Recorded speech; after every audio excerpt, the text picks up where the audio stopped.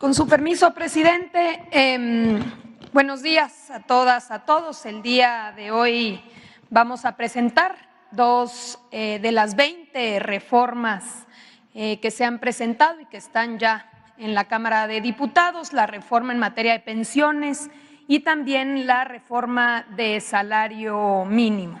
Nos acompañan el día de hoy Marat Bolaños, secretario de Trabajo, Zoé Robledo, titular del IMSS, está también Centeno, Pedro Centeno del ISSSTE, titular del ISSSTE, y Carlos Martínez, titular del Infonavit.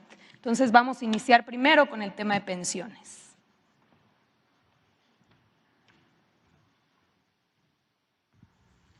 Muchísimas gracias.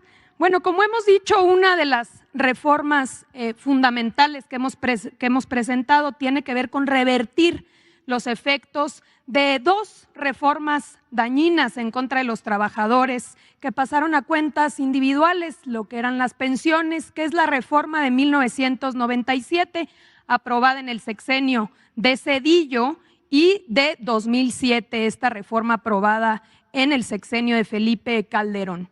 ¿Cuáles fueron los efectos principales de estas reformas? La primera es que cientos de miles de trabajadores quedaron fuera de la posibilidad de tener una pensión. Y esto sucedió porque los requisitos aumentaron de un día a otro. Como podemos ver en la ley del 73, que es la previa a esta reforma, los requisitos tenían que ver con llegar a contar con 500 semanas de cotización en el Instituto Mexicano del Seguro Social, es decir, 10 años. Y con la reforma se incrementó este requisito a 1,250 semanas, es decir, se tenía que contar con 24 años de cotización en el Instituto Mexicano del Seguro Social para poder contar con una pensión. ¿Qué sucedió? Pues que un importante porcentaje de los trabajadores se quedaron sin la posibilidad de contar con una pensión. Adelante. Pero también otro de los efectos tuvo que ver con pasar los recursos a cuentas individuales y que los rendimientos estaban dando porcentajes muy bajos del salario. Ya tenemos ejemplos de los primeros que se empezaron a jubilar bajo estas nuevas reglas y cómo el porcentaje de su salario disminuyó de forma significativa. En la ley del 73, los trabajadores están yendo con un promedio del 89% de su salario y ya con las nuevas reglas, en el caso de los que cotizan en el IMSS, con 27%, y en el caso de los trabajadores al servicio del Estado, que fueron impactados por la reforma del 2007, con 60%. Derivado de esta realidad es que en 2020 el presidente Andrés Manuel López Obrador presentó una reforma, adelante, que fue muy importante y que tuvo efectos muy importantes. Una reforma no muy conocida, pero que fue fundamental. ¿Qué planteó esa reforma que fue aprobada? Primero, disminuir las semanas de cotización. De 1,250 pasó a 750, con un incremento paulatino hasta 2030, llegar a 1,000 semanas de cotización. Un segundo elemento fue incrementar las aportaciones por parte de los empleadores. Pasó o va a irse incrementando, como se ha venido incrementando ya, hasta alcanzar el 13% para 2030. Un tercer elemento fue poner un límite a las AFORES. Las AFORES estaban cobrando,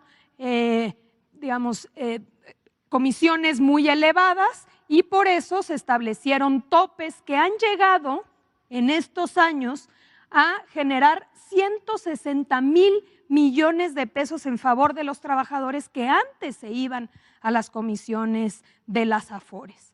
Y finalmente también se estableció una pensión garantizada por parte del gobierno para aquellos que estaban ganando un salario mínimo en 2020. Entonces, ya estos cambios tuvieron efectos importantes. Por ejemplo, y nada más para darles un dato, de los que se pensionaron de 2021 a 2023, el 93% se pudo pensionar gracias a que se bajaron los requisitos. De no haber hecho esta reforma en 2020, hubieran quedado excluidos de este derecho. Y también ha impactado, y la proyección es precisamente que de 27% de la ley del 97, con todos estos cambios, ahora se percibirá el 64% del salario de los trabajadores. Como pueden ver, fue importante, pero todavía no suficiente. Por eso llega la reforma o la propuesta de reforma de 2024. ¿Qué está planteando esta reforma? Que los trabajadores puedan irse con el 100% de su último salario, es decir, contar con un complemento solidario para todos aquellos que ganen o se pensionen con el salario promedio del Instituto Mexicano del Seguro Social. Estamos hablando de 16,777 pesos, es decir, contar con un fondo que pueda aportar para que este trabajador pueda irse con el 100% de su salario. ¿Cómo vamos a fondear este complemento? Adelante.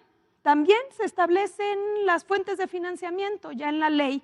Estamos hablando de entrada de los recursos de las operaciones del instituto para devolverle al pueblo lo robado. Todo aquello que se confisca por parte de las fiscalías, producto de delitos que van al pueblo, al instituto para devolverle al pueblo lo robado, ahora van a ir a este fondo de pensiones para el bienestar. Número 2, a través de la liquidación de la financiera rural. Número 3, de la venta de los terrenos de Fonatur. Número 4, el cobro de los adeudos de entidades públicos que tienen con el IMSS, con el ISSSTE y con el SAT. Y finalmente de los recursos de la aplicación de los artículos 302 de la Ley del Seguro Social y del Infonavit, que hoy tienen las AFORES y que tiene que ver con la recuperación de cuentas. Todo esto va a ser un recurso, un capital semilla de 64,000 millones de pesos. También la ley prevé recursos complementarios cuando vayan sucediendo las siguientes circunstancias. Por ejemplo, los fideicomisos del Poder Judicial. Sabemos que si bien se aprobó una ley donde se tienen que regresar estos 15,000 millones, hoy está impugnada y debe ser resuelta por la propia Suprema Corte. Esperamos que una vez resuelto se pueda liberar estos recursos y que formen parte del fondo para las pensiones. Número 2, los ahorros de la extinción de organismos autónomos. Otra de las reformas de las que habremos de hablar más adelante tienen que ver con la duplicidad de funciones y con extinguir estos órganos, entre comillas, autónomos. 25% de las utilidades que generen las empresas paraestatales que están a cargo de Sedena y Marina, donde aquí ya se establece el fin específico que serán las pensiones, y finalmente la capitalización de los rendimientos generados por este propio fondo que irán teniendo con el tiempo. Adelante. Finalmente, decir a quiénes aplica esta reforma. A todos aquellos que tengan 65 años y que cumplan con los requisitos para tener una pensión y que se pensionen una vez aprobada la reforma y creado este fondo de pensiones para el bienestar. Estamos hablando de dos grupos principalmente, todos aquellos que fueron afectados por la ley del 97, es decir, las mujeres y hombres que cotizan ante el IMSS y que empezaron a cotizar ante el IMSS después del 1 de julio del 97, y en el caso de los trabajadores al servicio del Estado, todas y todos aquellos que cuenten con una cuenta individual son los que habrán de tener o acceder a este fondo para poder complementar sus pensiones. Se trata de dignificar, de reconocer el trabajo de toda la vida de los trabajadores y revertir estas reformas que tanto dañaron a la clase trabajadora en México. Es cuanto, presidente. Adelante, Marat.